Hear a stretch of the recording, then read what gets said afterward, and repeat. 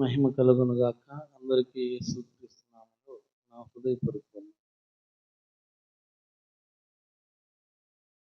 ఈ శబ్దయంత్రం ద్వారా వింటున్న వారికి యేసుక్రీస్తు నామములో నా హృదయపూర్వక వాక్యం సంపూర్ణంగా తెలుసుకోవాలని మనమున్న నలుగురమైన వాక్యం పరిపూర్ణంగా గ్రహించుకోవాలి. వాక్యం తెలియకుండా చాలామంది వ్యతిరేకంగా నడుస్తున్నట్టు నేను గమనించాను. అందుకని ఈ వాక్యాన్ని చెప్తున్నాను. వాక్యము వింటే విశ్వాసం పెరుగుతుంది, వాక్యం వింటే అర్థమవుతుంది. సో ఎఫెసీయులు రాసిన పత్రిక 2వ అధ్యాయము 11-14 వచనాల్లో ఏముందో ఇప్పుడు మనం తెలుసుకుందాం. కొన్ని క్వశ్చన్లతో వాక్యం చెప్తాను. అది మీకు అర్థం అవటానికి నేను అలా చెప్తాను. తెలిస్తే చెప్పండి, లేకపోతే లేదు, బలవంతం లేదు. ధర్మశాస్త్రము దేవుడు కొట్టేశాడా లేదా? కొట్టేశాడా లేదా? అమ్మా, ఎవరి పాటికి వాళ్ళు తలంచుకున్నారు. వాక్యం కొద్ది గొప్ప తెలుసు వాళ్ళు ఎస్ఆర్ నో కొట్టివేశాడా లేదా? అమ్మా, ఇంత అన్యాయంగా ఉన్నారు. కొట్టివేయలేదు. మీ ఇద్దరు ఆన్సర్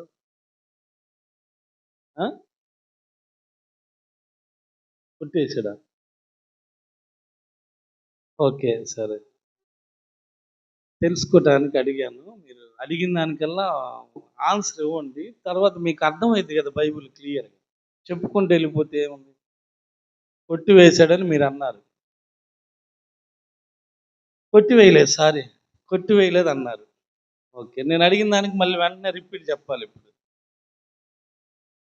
కొట్టివేయినప్పుడు బలి ఎందుకు ఇవ్వట్లేదు? ధర్మశాస్త్రం కొట్టేయలేదు కదా, మరి మనం ఎందుకు మేకలు గొర్రెలు బలి ఇవ్వట్లేదు?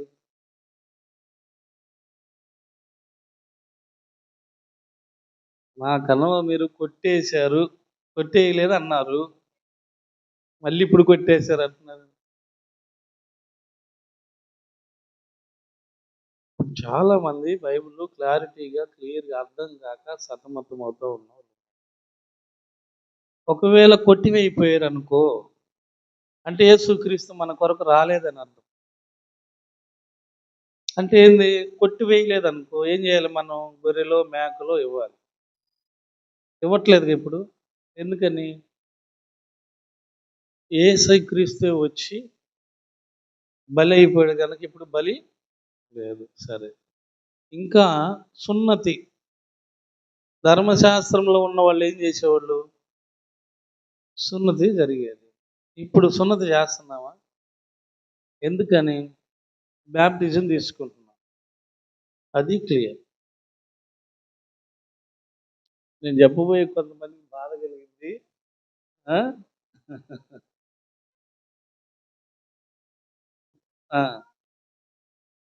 అలాగా ఇవి ఆగిపోయింది. కొంతమంది పాస్టర్స్ కూడా కొట్టివేయబడలేదు అంటున్నారు. అందుకనే మీకు వాక్యముల ద్వారా చూపిద్దాము. అసలు యేసుక్రీస్తు ఎందుకు వచ్చాడు?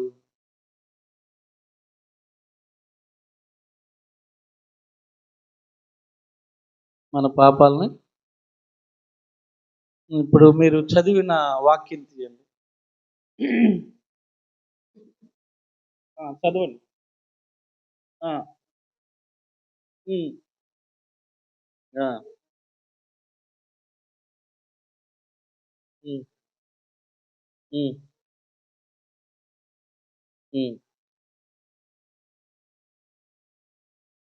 చాలు. ఇప్పుడు ఈ వాక్యము మీకు అర్థమైంది ఎవరని చెప్పండి. అంటే ఇప్పుడు నేను ఇజ్రాయేలుని, మీరు అన్ని జనులు. అంటే నాతో పాటు మీకు ఆరాధించే హక్కు లేదు. అర్థమైందా? ఇజ్రాయేలీలు దేవుని బిడ్డలు, అన్ని జనులు కాదు. అంటే మీరు నాతో పాటు సహపౌరులు కాదు అని పౌలు చెప్తున్నారు. ఆ తర్వాత మళ్ళీ మళ్ళీ చదవండి. పరదేశులు, వాగ్దాన నిబంధన లేని పరజనులను, నిరీక్షణ లేని వారును, లోకమందు దేవుని లేని వారయ్యుండి క్రీస్తుకు దూరస్తులై ఉంటిరని. ఇప్పుడు చెప్పండి, మీరందరూ ఎవరు? నేను ఇజ్రాయేలీయుడిని. మీరందరూ ఎవరు? మీరందరూ యేసుక్రీస్తు దేవుడికి దూరంగా ఉన్నారు. ఎవరికి దూరంగా? ఇజ్రాయేలీలు అందరూ ఏమంటున్నారంటే, దేవుడు మా దేవుడే, మీకు దేవుడు లేడు, మీరు అన్ని జనులు, మీకు నిరీక్షణ లేదు, మీకు విశ్వాసం లేదని రకరకాలుగా ఇజ్రాయేలీల ప్రజలు మాట్లాడుతున్నారు. ఇప్పుడు దేవుడు అందరికీ దేవుడా, ఇజ్రాయేలీకే దేవుడా? కానీ ఇజ్రాయేలీలు ఏమంటున్నారంటే, మాది ధర్మశాస్త్రం, దేవుడు మా దేవుడు. అందుకని వాళ్ళని ఏమంటున్నాడు, మీరు చదివారు కదా, ఇజ్రాయేలీలతో వాళ్ళు ఏం కాలేదు, సహపౌరులు కాలేదు, వాళ్ళు పరదేశులుగా ఉన్నారు, వాళ్ళకి వాగ్దానాలు లేవు, నిరీక్షణ లేదు, లోకమందు దేవుడు లేని వారిగా ఉన్నారు, క్రీస్తుకు దూరస్తులైంటని మీరు జ్ఞాపకం చేసుకోరు. అంటే దేవుడు ఇజ్రాయేలీలకే దేవుడు, మనకు దేవుడు కాదు. ఆ రోజు అప్పుడు సంగతి, యేసయ్య రాకముందు సంగతి. అర్థమైంది ఎంతవరకు?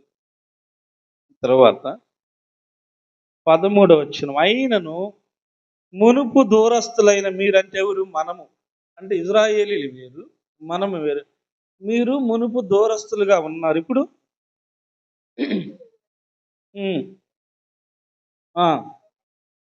ఇప్పుడు మనమేమయ్యాం? రక్తం వల్ల ఇజ్రాయేలీలకే దేవుడు కాదు, మనకు కూడా ఎలా అయ్యాడు దేవుడు? యేసుక్రీస్తు రక్తంలో మనందరం కడగబడబట్టి మనము కూడా ఇజ్రాయేలీలతో సహా పౌరులు అయిపోయాం. అర్థమైందండి? అవునా? ఇజ్రాయేలీలతో ఇప్పుడు మనం సహపౌరులం అయ్యాం కదా. ఎలా అయ్యాము? యేసుక్రీస్తు రక్తములో కడగబడుట ద్వారా, అంటే దూరంగా ఉన్న మనల్ని యేసుక్రీస్తు రక్తము ద్వారా దేవునితో ఐక్యపరిచేశాడు. మనకు కూడా ఇప్పుడు దేవుడు ఉన్నాడు, మనకి ఒక నిరీక్షణ ఉంది, మనకి దేవుని యొక్క చట్టాలు చెల్లుతాయి. ఇదివరకైతే మనం అన్ని జన్లు, ఇజ్రాయేలీలకే దేవుడు, అబ్రాహామును పిలిచిన దేవుడు, అబ్రహాము, ఇస్సాకు, యాకోబు, మోషే, వీళ్ళందరికీ దేవుడు. మిగతా అన్ని జనులకి అప్పుడు దేవుడు కాడు. అయితే యేసుక్రీస్తు రక్తం వల్ల మనకి దేవుడు అయిపోయాడు. ఆ తర్వాత ఆ ఆ ఆ ఆ ఆ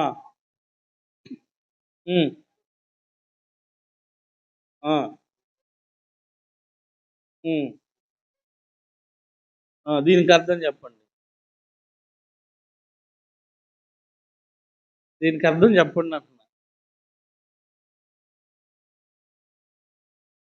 నేను చదువుతాను. ఆయన మన సమాధానమై ఉండి మీకును, అంటే ఎవరు? మీకు మాకంటే అన్యులకి. Very good. ఇజ్రాయేలీలకి మనం అన్యులు అనుకుందాం. మనకి మధ్య ఉన్న ఏంటిది అడ్డుగోడ? కాదు. చదవండి.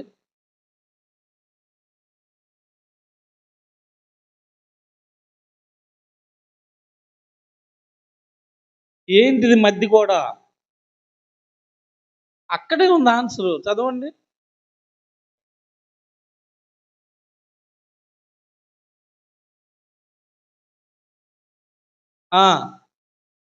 ఏంటిది అది మనకు అడ్డుగోడగా ఉంది?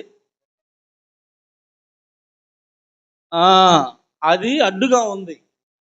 అంటే ఇజ్రాయేలీలు మాకే దేవుడు.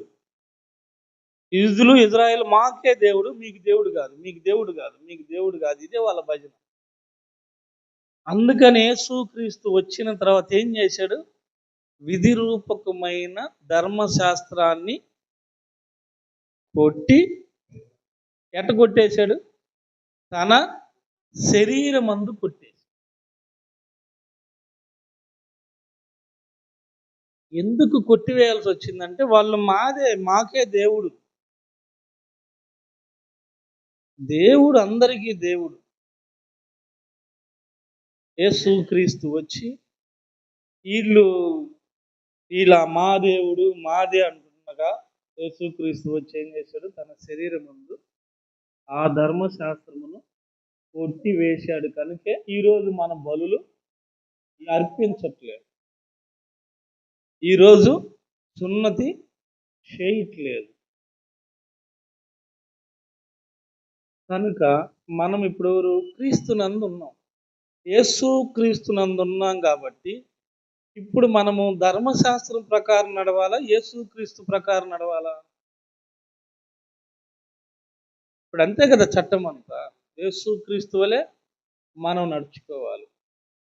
ఇప్పుడు యేసుక్రీస్తు ఇచ్చిన చట్టం కింద నడవాలా, ధర్మశాస్త్ర చట్టం కింద నడవాలా? ఓకే, ఇప్పుడు ఈ విషయం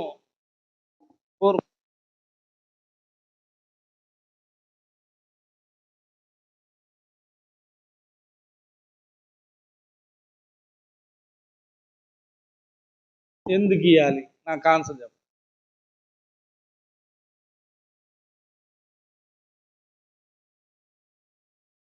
నేను ఇప్పుడు దాకా కొట్టేసింది మళ్ళీ తెచ్చిపెట్టేవేంది నా ముందు? అరే, ఏందాక ఇప్పుడు దాకా వాక్యం ఉన్నావు, కొట్టేసింది మళ్ళీ తెచ్చి పెడతానంటదేంటి? అంటే ధర్మశాస్త్రాన్ని యేసుక్రీస్తు శరీరం అందు కొట్టేశాడు, ఇక మళ్ళీ నువ్వు ఉందంటున్నావు ఏంటి? నువ్వేను కదక్క చదివింది. ఇప్పుడు నేనేమన్నా వాక్యం తప్పు చెప్తున్నానా, లేకపోతే వాక్యమే చెప్తున్నానా? ఉన్నదే కదా, లేని దారి తెచ్చిపెట్టాను. ఇవ్వాలా? ఇప్పుడు చెప్పు కరెక్ట్గా.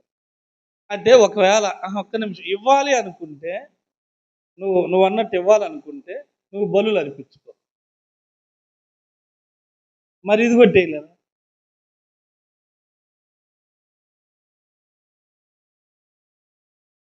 నేను అందుకేనే కదా మీకు వాక్యం చెప్తున్నా, క్లియర్గా చెప్తున్నాను కదా.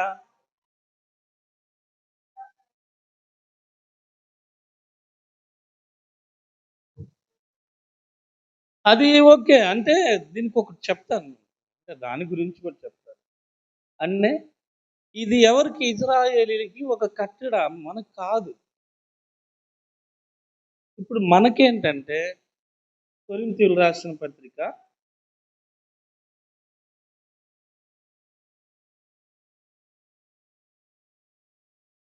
9వ అధ్యాయం, 2వ కొరింథీయులు రాసిన పత్రిక 9వ అధ్యాయము 5వ వచనం. కావున లోగడ ఇచ్చేదమని మీరు చెప్పిన ధర్మము విశ్రీతనముగా కాక ఇక ధారాళంగా ఇవ్వాలని చెప్పి సహోదరులు మీ యొద్దకు ముందుకు వచ్చి దానిని జమ చేయుటకై వారిని హెచ్చరించుట అవసరమని తలంచి తిని, కొంచెముగా విత్తువాడు కొంచెముగా పంట కోయును, సమృద్ధిగా విత్తువాడు అంటే మనకే ఇచ్చేశాడు. మనము ఎంతైతే ఇవ్వగలము, మన సామర్థ్యత ఎంత అయితే ఉందో, ఇప్పుడు నీ కుటుంబ పరిస్థితులు ఉన్నాయి, నీ సామర్థ్యత ఇది. ఇప్పుడు కోల్గేట్ పేస్ట్ ఆయన ఉన్నాడు, 10వ వంతు ఇవ్వడు, 10వ వంతు కాదు ఆయన ఇచ్చేది, 90వ వంతు ఇస్తాడు. ఎవరన్నా ఇవ్వగలరా? దేవుడు 10వ వంతే ఇవ్వమన్నాడని కాదు, ఆయన 90 ఇస్తున్నాడు, అంటే ఎక్కువగా ఇస్తున్నాడు. ఇక్కడ కొత్త నిబంధనకు వచ్చే ఎక్కువగా ఇవ్వాలి దేవుడికి. నువ్వు ఇక్కడే కట్టుబడి ఉండగాకు, నీకు సమృద్ధికరంగా ధనము, అభివృద్ధికరంగా దేవుడు ఇస్తుంటే నువ్వు ఆశీర్వదించబడుకొని ఇవ్వని. ఇవ్వద్దని లేదు. అంటే నువ్వు ఇస్తేనే దీవించబడేది మళ్ళీ. సనుగుతూ, గొనుగుతూ ఇవ్వకు. దేవునికి ఇచ్చేటప్పుడు తృప్తిగా, సమృద్ధిగా ఇవ్వండి. 10 కాదు, 20 ఇవ్వండి. 20 కాదు, 30 ఇవ్వండి. అది నీ మనసు. నీ మనసులో నిశ్చయించుకున్న ప్రకారము దేవుడికి ఇవ్వాలి కానుక. అంటే ఒక చట్టం అనేది ఏమి లేదు. పౌలు వచ్చిన తర్వాత చెప్తున్నాడు, దేవునికి ఇంకా అత్యధికంగా ఇవ్వాలని దేవుని వాక్యం సెలవిస్తుంది. అంటే ప్రియమైన దేవుని బిడ్డలారా, మనము వాక్యాన్ని ఎప్పుడైనా క్షుణ్ణంగా తెలుసుకోవాలి. మీరు డిస్కషన్ చేసుకునేటప్పుడు ఒకవేళ ఏదైనా డౌట్ వస్తే నాకు ఫోన్ చేయండి, నేను మీకు ఫోన్లో ఆన్సర్ చెప్తాను. ఒకవేళ అంటే కొంతమందిని మీరు డిస్కషన్ చేసిన వాళ్ళు అది ఇది కాదన్నా కూడా వాక్యం తీసి చెప్తాను. సో ఈ విషయాన్ని బాగా గ్రహించుకోండి. తర్వాత కొలస్సీలు రాసిన పత్రిక 2వ అధ్యాయం ఒకసారి చూడండి. కొలస్సీలు రాసిన పత్రిక 2వ అధ్యాయం 14వ వచనం చదవండి.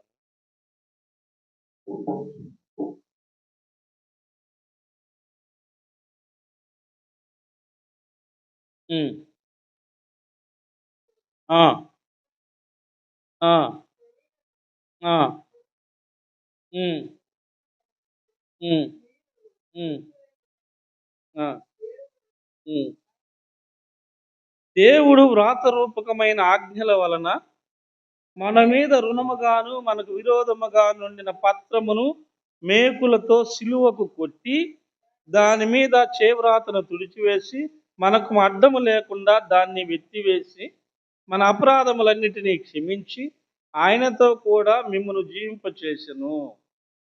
ఆయన ప్రధానులను అధికారులను నిరాధారులుగా చేసి సిలువ చేత జయోత్సవంతో వారిని పట్టి తెచ్చి బాహాటముగా వేడుక కనపరిచాను.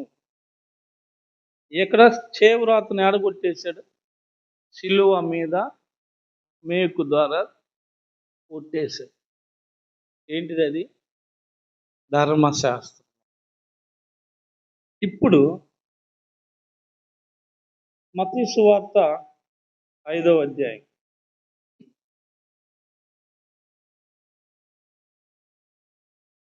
మత్తయి సువార్త 5వ అధ్యాయం 17వ వచనం నుంచి చదువుదాం. బాగా చూడండి, వాక్యము అర్థం చేసుకోండి. ధర్మశాస్త్రమునైనను ప్రవక్తల వచనమైనను కొట్టివేయ వచ్చితనని తలంచవద్దు. ఏంటి మళ్ళీ ఇక్కడ? ఇందాకేం జరిగింది? ఇప్పుడేమన్నాడు ఇక్కడ యేసు ప్రభు? అంటే ఇప్పుడు కొట్టివేసాడా, కొట్టేయలేదా?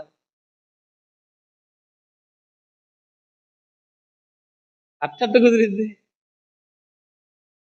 సరే, కొట్టివేయట తలంచొద్దు. పక్కన చదవండి, ఏమన్నాడు మళ్ళీ? నెరవేర్చుటకొచ్చాను. నెరవేర్చటానికి కానీ కొట్టివేటుకు నేను రాలేదు. ఆకాశమును భూమియు గతించిపోయిన కానీ ధర్మశాస్త్రమంతయు నెరవేరు వరకు. ఇది గుర్తుపెట్టుకోండి. అంటే అది నెరవేరే వరకు కొట్టేయను, ఆ తర్వాత కొట్టేస్తా.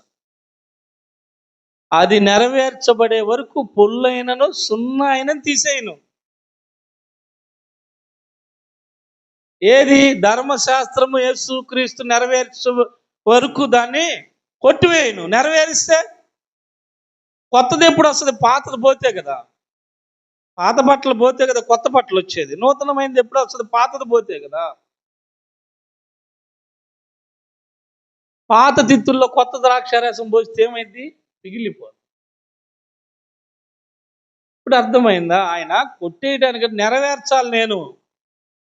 నన్ను దేవుడు భూలోకానికి పంపిస్తున్నాడు. యేసుక్రీస్తు భూలోకానికి రావాల్సిన అవసరం ఏంటంటే అన్ని జనులను ఇజ్రాయేలీలను ఏకం చేయటానికి యేసుక్రీస్తు ఈ భూమి మీదకి వచ్చాడు. మన పాపములన్నీ, అంటే మామూలుగా మనం ఏమనుకో,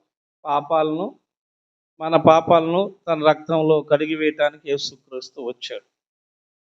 కడిగి వేయటబడి ద్వారా ఇప్పుడు మనం ఏమి ఇజ్రాయేల్తో పాటు సహపౌరులము అయిపోయాం. సో 20వ వచనం, శాస్త్రుల నీతి కంటెను పరిసయ్యుల నీతి కంటెను మీ నీతి అధికం కాని యెడల మీ పరలోకము రాజ్యంలో ప్రవేశింపనేరని మీతో చెప్పుచున్నా. అంటే శాస్త్రుల నీతి కంటే పరిసయ్యుల నీతి కంటే మన నీతి అధికంగా ఉండాలి. ఎవరు చెప్పారు ఈ మాట? యేసుక్రీస్తు చెప్పాడు. ఎవరు చెప్పారు? తర్వాత కింద, నరహత్య చేయవద్దు. ఎవరు చెప్పారు ఈ మాట? ఎవరు? మోషే చెప్పాడు. ఎవరి ద్వారా? దేవుని ద్వారా. మోషే ఏం చెప్పాడు 10 ఆజ్ఞల్లో? నరహత్య చేయొద్దని చెప్పాడు. ఇక్కడ ఇప్పుడు నేను చదువుతా విన్నాను. నరహత్య చేయువాడు విమర్శకు లోనగునని పూర్వీకులతో చెప్పబడిన మాట మీరు విన్నారు కదా. ఎవరు పూర్వీకులు అంటే? ఆ రోజు పాత నిబంధన గ్రంథంలో ఉన్నవాళ్ళు పూర్వీకులు మనతో చెప్పారు, నరహత్య చేయవద్దన్న మాట మీరు విన్నారు కదా అని యేసుక్రీస్తు చెప్తున్నాడు అక్కడ ఉన్న ప్రజలతో. చెప్పి ఇప్పుడు యేసుక్రీస్తు ఏమన్నాడు చదువు.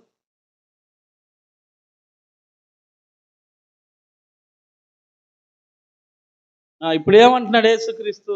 ఇప్పుడు మీ పూర్వీకులతో ఏం చెప్పారు? నరహత్య చేయొద్దని చెప్పారు. ఇప్పుడు నేనేం చెప్తున్నాను అని చెప్తున్నాడు. చూడండి,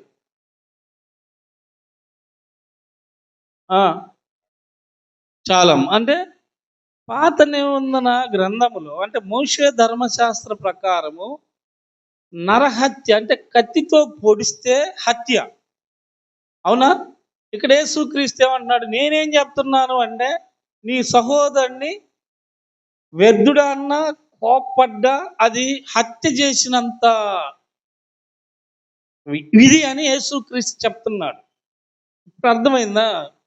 అక్కడ ధర్మశాస్త్రములో నరహత్య అంటే కత్తితో పొడిచినట్టు నరహత్య, కత్తితో పొడిస్తే ఇక్కడ యేసుక్రీస్తు వచ్చి నీ సహోదరుని వ్యర్థుడా అన్నా కూడా హత్య. అర్థమైందమ్మా? యేసుక్రీస్తు అక్కడ అన్నాడు కదా, నేను మీతో ఏం చెప్తున్నాను అన్నాడా లేదా? ధర్మశాస్త్రం అంటే నరహత్య చేయవద్దన్న మాట మీరు విన్నారు కదా, మన పూర్వీకులతో చెప్పింది. ఇప్పుడు నేనేం చెప్తున్నాను అంటే ఆయన అన్నాడు అక్కడ, కోపడువాడు విమర్శకు లోనవుతాడు, వ్యర్థుడు అనేవాడు. ఇంకా మీకు అర్థం అవ్వాలంటే ఇక్కడ కింద చూడండి 27వ వచనం, వ్యభిచారము చేయవద్దని చెప్పబడిన మాట మీరు విన్నారుగా.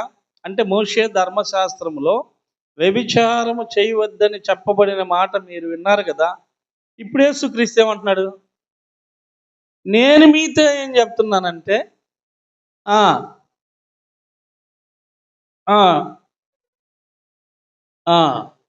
అంటే ఇక్కడ యేసుక్రీస్తు వచ్చిన తర్వాత ఆత్మ సంబంధం మొత్తం, అంటే మోహపు చూపు చూస్తేనే పాపం. యేసుక్రీస్తు వచ్చిన తర్వాత సిచ్యువేషన్ మారిపోయింది. అంటే ధర్మశాస్త్రములో వ్యభిచరించుట పాపం, ఇక్కడ యేసుక్రీస్తు వచ్చిన తర్వాత చూపే పాపం. ధర్మశాస్త్రంలో పొడిస్తే నరహత్య, యేసుక్రీస్తు వచ్చి చెప్పింది ఏంటంటే నీ సహోదరుని వ్యర్థుడు అన్నా కూడా హత్య అంత ప్రమాదం అని చెప్పి. అందుకని మనము వాక్యాన్ని చాలా గ్రహించుకోవాలి. క్లియర్గా అక్కడ చెప్పబడింది. నేను ఏమన్నాడమ్మా? అన్నాడా లేదా? నేను మీతో ఏం చెప్తున్నాను? పూర్వీకులు చెప్పారు, ఓకే. ఇప్పుడు మనం ఏ చట్టం కింద ఉన్నాం? వ్యర్థుడు అంటేనే మర్డర్ చేసినట్టే. అందుకని మనము యేసుక్రీస్తు క్రింద ఉన్న వాళ్ళము గనక యేసుక్రీస్తు చెబుతున్నది మనము గ్రహించుకోవాలి. తర్వాత 33వ వచనం. మీరు మరియు ఆ! ఆ! ఆ!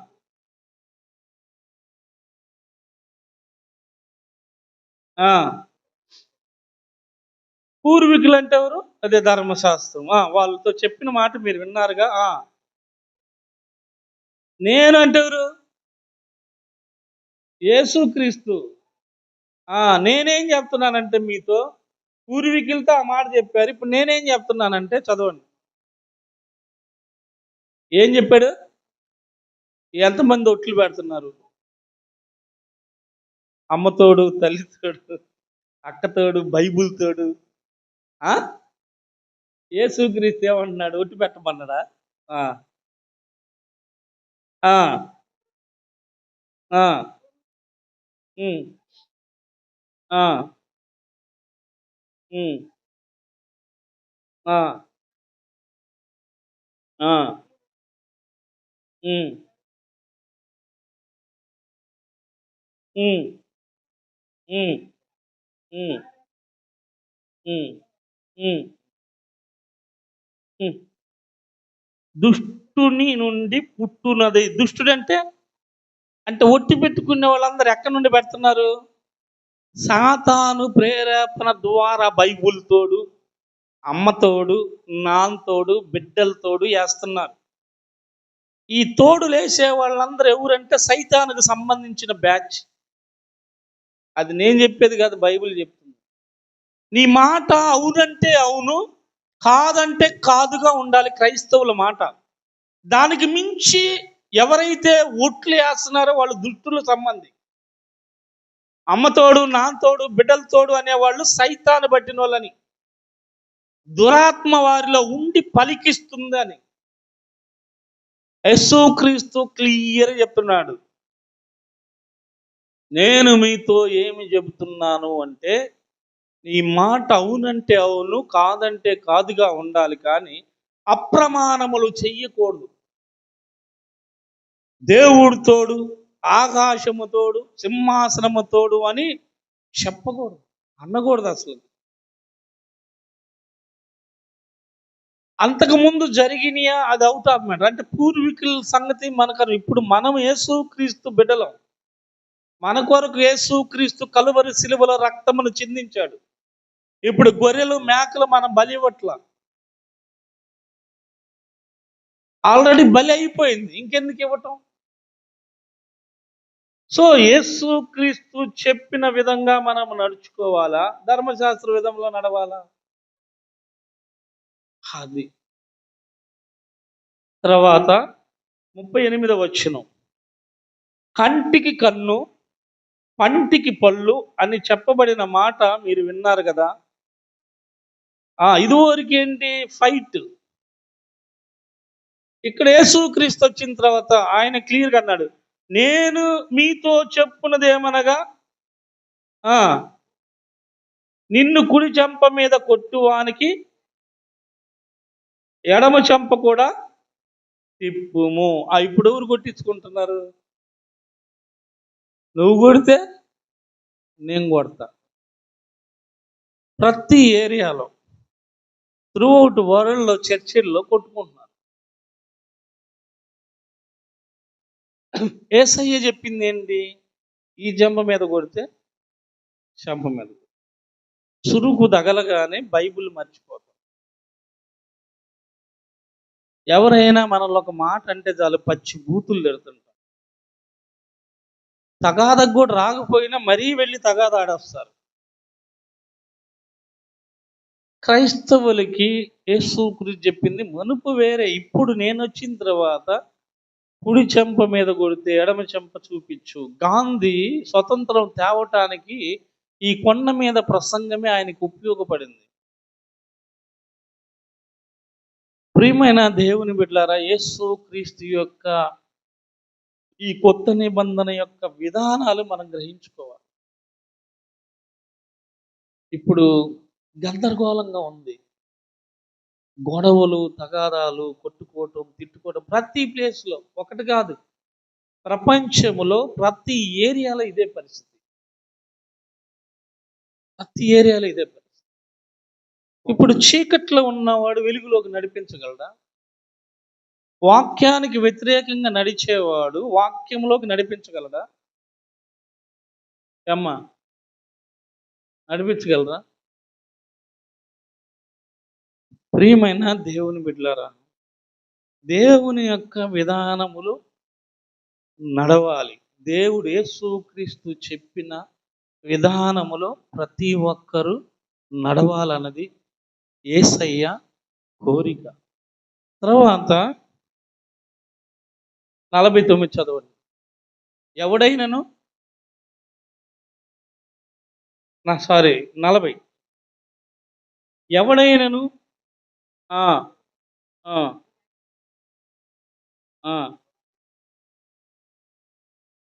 ఆ గొడవ పడితే పై వస్త్రం కూడా ఇచ్చే. తర్వాత 1 మైలు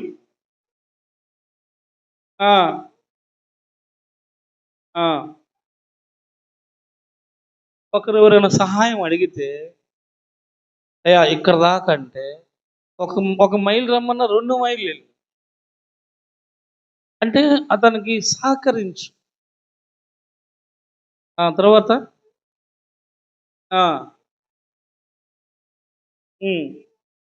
తిప్పుకోవద్దు. నువ్వు చేయగలిగితే, అప్పు ఇవ్వగలిగితే ఇవ్వు, సహాయం చేయగలిగితే చెయ్యి, ఉండి లేదు అనకు. తర్వాత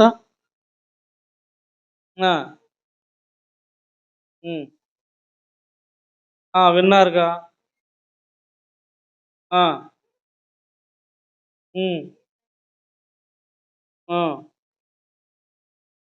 ఇప్పుడు పరలోకములో ఉన్న దేవుడికి మనందరం బిడ్డలమా కాదా? ఎప్పుడు అవుతాం బిడ్డలం? ఎప్పుడు అవుతాం బిడ్డలం? శత్రువులను ప్రేమించుడి. ఎవరిని? మీ శత్రువులను ప్రేమించుడి, మిమ్మల్ని హింసించిన వారి కొరకు ప్రార్థన చేయుడి. వారేమవుతారు? దేవునికి కుమారులు అవుతారు. ఎవరైతే శత్రువులను ప్రేమిస్తారో వారు దేవుని కుమారులు, కుమార్తెలు అవుతారు. శత్రువుని ప్రేమించకుండా యుద్ధములు చేస్తుంటే వాళ్ళు ఏమవుతారు? దేవునికి కుమారులు అవుతారా? కుమార్తెలు అవుతారా? వాక్యము చాలా క్లియర్గా ఉంది. ప్రియమైన దేవుని బిడ్డలారా, ఆఖరిగా ఒక మాట చెప్పి నేను ముగిస్తాను. 7వ అధ్యాయం 24వ వచనం చదవండి. కాబట్టి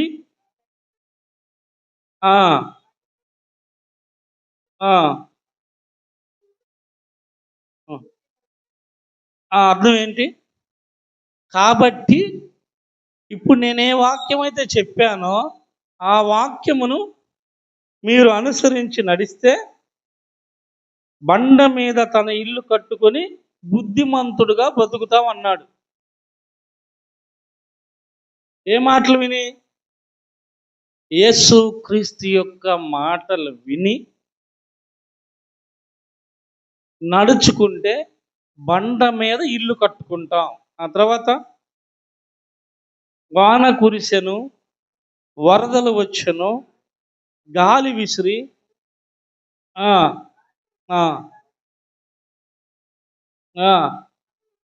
ఎన్ని శ్రమలు వచ్చినా, ఎన్ని కష్టాలు వచ్చినా, ఎన్ని ఇబ్బందులు వచ్చినా, ఎన్ని బాధలు వచ్చినా, పరిస్థితులు అనుకూలంగా లేకపోయినా బండ మీద కట్టుకున్న విశ్వాస జీవితం స్థిరపరచబడింది. విశ్వాస జీవితం, ఆత్మ సంబంధమైన జీవితము కట్టబడాలి అంటే, మీరు ఆత్మ సంబంధులుగా క్రైస్తవ జీవితంలో నిలబడాలి అంటే, మీరు పడిపోకుండా ఉండాలి అంటే, మీ ఆత్మ సంబంధమైన ఇల్లు పడిపోకుండా ఉండాలి అంటే ఈ వాక్య ప్రకారం మీరు నడవాలని చెప్తున్నాడు. అప్పుడు వానలు కురిసినా, వరదలు వచ్చినంటే, శ్రమలు వచ్చినా, కష్టాలు వచ్చినా, ఇబ్బందులు వచ్చినా నీ ఇల్లు కూలిపోదని.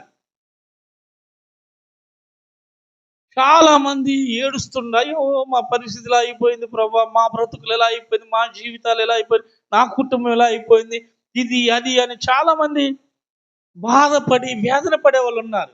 బండ మీద ఇల్లు కట్టుకున్న వాళ్ళు స్థిరంగా నిలబడిపోతారు.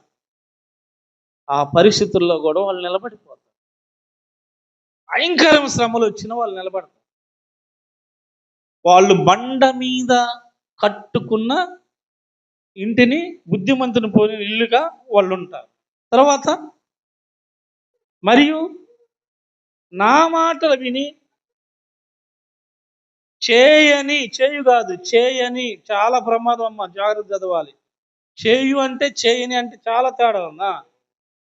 చేయని ప్రతివాడు ఇసుక మీద తన ఇల్లు కట్టుకొని బుద్ధిహీనుని పోలియుండును. వాన కురిసెను, వరదలు వచ్చెను, గాలి విసిరి ఆ ఇంటి మీద కొట్టెను, అప్పుడు కూలబడెను, దాని పాటు గొప్పదని చెప్పెను. యేసుక్రీస్తు మాటల మీద నీ ఇల్లు కట్టబడకపోతే, వాన కురిసినప్పుడు, వరదలు వచ్చినప్పుడు ఇసుక మీద కట్టిన ఇల్లు ఏమైపోద్ది? కూలిపోద్ది. నీ ఆధ్యాత్మిక జీవితం, నీ ఆత్మ సంబంధమైన విశ్వాసాన్ని యేసుక్రీస్తు యొక్క వాక్యం మీద కట్టకపోతే, శ్రమలు వచ్చినప్పుడు, కష్టాలు వచ్చినప్పుడు, వ్యాధి వచ్చినప్పుడు, బాధ వచ్చినప్పుడు నీ ఆత్మ సంబంధమైన గృహము కూలిపోద్ది. నేను ఒక వ్యక్తి పేరు చెప్పను కానీ మనలోనే క్రైస్తవులు ఉన్నారు. దేవుడు వాళ్ళ ఇంట్లో సరిగా చేయట్లేదని, వాళ్ళ పట్ల కార్యాలు జరిగించట్లేదని తిరుపతి గుడికి వెళ్ళాడు. మెట్లెక్కి వచ్చాడు, పూజ చేసి వచ్చాడు. ఇంట్లో ఒక్క దేవుని పటం లేదు, ఒక్క వాక్యం కూడా లేదు. ఏంటి బ్రదర్ ఇది అని నేను అడిగాను. ఏం లేదు బ్రదర్, ఏం లేదు బ్రదర్ అని ఏమి మాట్లాడలేదు. విషయం చెప్పాను. కష్టాలు, శ్రమలు, ఇబ్బందులు ఇవే కదా బ్రదర్, ఏమున్నాయి బ్రదర్ మాకు, దేవుడు ఏమి ఇచ్చాడు, అందరు బాగానే ఉన్నారని. అంటే అతను ఎక్కడ కట్టాడు అతని ఆత్మీయ జీవితాన్ని? ఇసుక మీద కట్టుకున్నాడు. అంటే యేసుక్రీస్తు యొక్క వాక్యం మీద కట్టలేదు, ఇసుక మీద కట్టుకున్నాడు తన ఆత్మీయ జీవితాన్ని. అందుకని ఎక్కడికి వెళ్ళాడు? తిరుపతి గుడికి. రీసెంట్గా నాకు తెలిసిన వాళ్ళు ఒకళ్ళు ఒక ఆఫీస్ పెట్టారు. వాళ్ళు కుర్చీ కూర్చున్న దగ్గర పెద్ద పటం వేరొక దేవుని యొక్క పటం పెట్టి, నన్ను వాళ్ళ ఆఫీస్ కూడా రానివ్వట్లేదు. నేను చాలాసార్లు అడిగా, ఆఫీస్ పెట్టారు బ్రదర్, నన్ను రానియట్లేదు. మన వాళ్ళే క్రైస్తవులు, ఏంటి రానియట్లేదని నేను వేరే ఒక బ్రదర్తో డిస్కషన్ చేసి, ఏం రానియట్లేదంటే, అన్న నువ్వు అక్కడికి వెళ్తే విత్రపోతూ ఇలా ఉన్నారు వాళ్ళు అని. అంటే వాళ్ళ ఆధ్యాత్మిక జీవితము డబ్బు మీద కడుతున్నారు, విలువల మీద కడుతున్నారు. వాళ్ళకి దేవుడు అవసరం లేదు. అంటే విశ్వాస జీవితం ఎట్ట కట్టబడిందంటే వాక్యం మీద కట్టబడలేదు. వాక్యం మీద కట్టబడ్డ వాళ్ళు స్థిరంగా నిలబడతారు. వాక్యం మీద కట్టబడకపోతే వాళ్ళ ఆధ్యాత్మిక జీవితం ఫెయిల్ అయిపోద్ది. ఎక్కడొక చోట పడిపోతారు. శ్రమ వచ్చినప్పుడు, కష్టం వచ్చినప్పుడు, ఇబ్బంది వచ్చినప్పుడు, కుటుంబ పరిస్థితులు బాగలేనప్పుడు, ఏంటి ప్రభా మా జీవితాలు ఏంది, మా కుటుంబాలు ఏంది ఇలా అయిపోయినాయి అని వేదన పడుతుంటారు. ఎవరంటే వాళ్ళు వాక్యానుసారంగా వాళ్ళ ఆధ్యాత్మిక జీవితాన్ని కట్టుకొనివారు. ఆధ్యాత్మిక జీవితాన్ని యేసుక్రీస్తు ద్వారా కట్టుకున్న వాళ్ళకి శ్రమలు వచ్చినా, కష్టాలు వచ్చినా, అంటే వాన వచ్చినా, వరద వచ్చినా, ఎలాంటి పరిస్థితుల్లోనైనా వాళ్ళ ఆధ్యాత్మిక జీవితం పడిపోదు, కూలిపోదు. వాళ్ళు స్థిరంగా నిలబడతారు.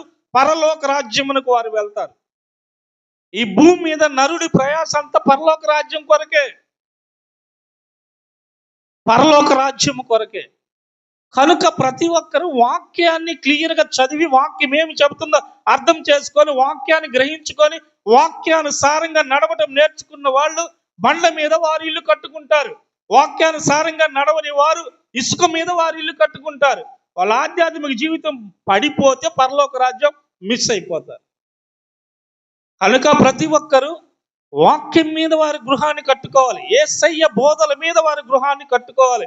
యేసుక్రీస్తు ఏం చెప్తున్నాడో తెలుసుకోవాలి, వాక్యం ఏం మాట్లాడుతుందో గ్రహించుకోవాలి, వాక్యానుసారంగా మనం నడవాలి. ఎప్పుడైతే వాక్యానుసారంగా నడుస్తామో మన ఆత్మీయ జీవితం బలంగా కట్టబడుతుంది. మనం పద్దాక పడిపోతున్నాం అంటే అందుకు కారణం వాక్యాన్ని తీసుకోవట్లా, వింటున్నాం, వదిలేస్తున్నాం. వాక్యానుసారంగా నడవాలంటే వాక్యం మన హృదయంలో ఉండాలి. ముందు వాక్యాన్ని నింపుకోవాలి. అప్పుడు మాత్రమే మనం యేసుక్రీస్తుని పోలి నడవగలం, బండ మీద మన గృహాన్ని కట్టుకోగలం. దేవుడి కొద్ది మాటలు దీవించును గాక. ఆమేన్. ప్రార్థన చేద్దాం.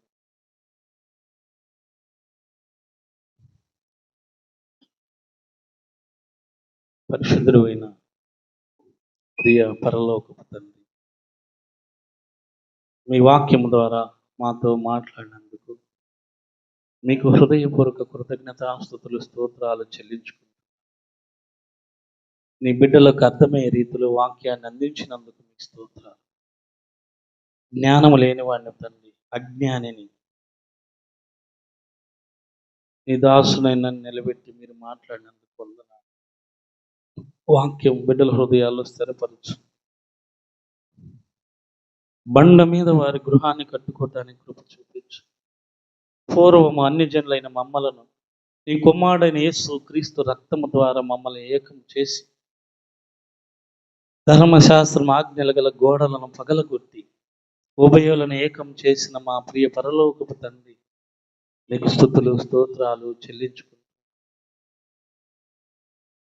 ప్రతి ఒక్క బిడ్డ బండ మీద వారి గృహాన్ని కట్టుకొని నీ రాజ్యానికి సిద్ధపరచబడటానికి కృప చూపించండి.